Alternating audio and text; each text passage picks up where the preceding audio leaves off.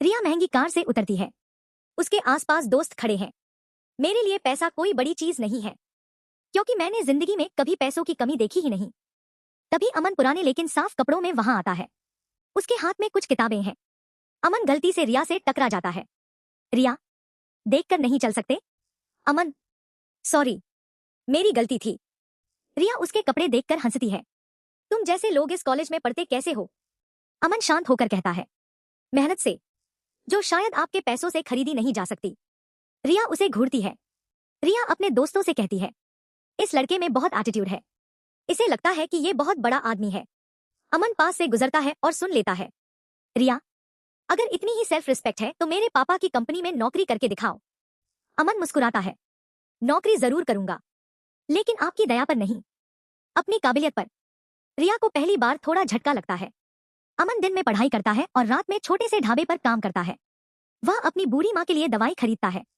माँ पूछती है, बेटा तू इतना काम करता है, थकता नहीं?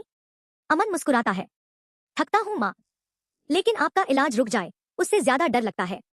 दूसरी तरफ रिया अपने दोस्तों के साथ पार्टी कर रही होती है। अचानक रिया की नजर अमन पर पड़ती है। वह उसे ढाबे पर काम करते देखती है। रिया चुप हो जाती है। अगले दिन कॉलेज में रिया देखती है कि अमन एक गरीब छात्र की फीस भर रहा है। रिया पूछती है, तुम खुद इतने गरीब हो, फिर किसी और की मदद क्यों कर रहे हो? अमन कहता है, क्योंकि गरीबी जेब में होती है, दिल में नहीं। रिया के चेहरे पर पहली बार शर्मिंदगी दिखाई देती है। वह धीरे से कहती है, अमन, मैंने तुम्हें गलत समझा। अमन जवाब देता है, कोई बात नहीं, लोग अक्सर कपड़े देखकर इंसान की कीमत तय कर देते हैं। कुछ दिनों बाद रिया के पिता की कंपनी को एक बड़ा नुकसान होने वाला होता है।